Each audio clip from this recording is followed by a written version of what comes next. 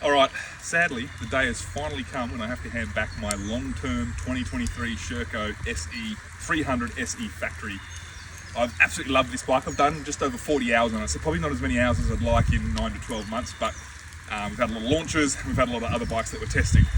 Most of the riding I've done is in that hard, snotty gravel stuff, a lot of hard enduro, what we call that anyway, and it's been an absolute monster in there. The best thing I've loved about this bike after the entire year with it is that motor. The motor is the biggest tractor. I was just saying before with some of the other testers we've got here, Jeff Braco, that electronic power valve helps this bike really, really crawl. So if you're after a bike that can crawl hills and hook up ledges and rocks and all that snotty stuff, the motor on this has been excellent.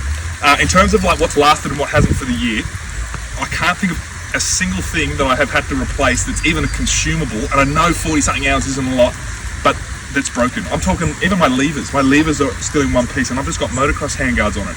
I did replace the sprocket, but I replaced the sprocket because I wanted to go up 2 teeth on the rear, so I went to a 51 tooth, and it's an anodized blue sprocket. It's showing some wear, the blue is ripping off it. The chain is original, the brake pads are original, fork seals totally fine.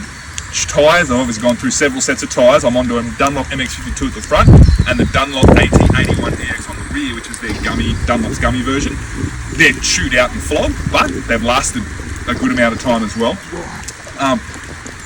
The only gripe I had with this bike living the entire time, the only gripe, or the two things, was I found the fork, I needed to keep bleeding the air out of it. They build a lot of air pressure, this KOB4, and so they got a little bit harsh if I didn't bleed them. So as long as I kept bleeding them, let's just say once every 3 or 4 rides, they were excellent.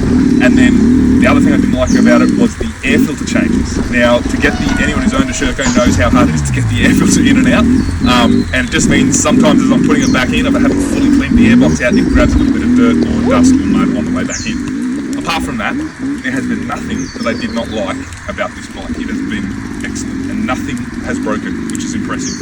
So that's my time on this bike. You can hopefully read all about my final yarn in issue number 535 about what all the other bits and pieces of what I've done to this bike. But for now, it's goodbye to the Sherco, and I have absolutely enjoyed my time, and I can't wait to get back on one of these probably in the next 2 or 3 years when they go from carby to injected. So yeah, thanks for tuning in guys, and we will see you with the next long term.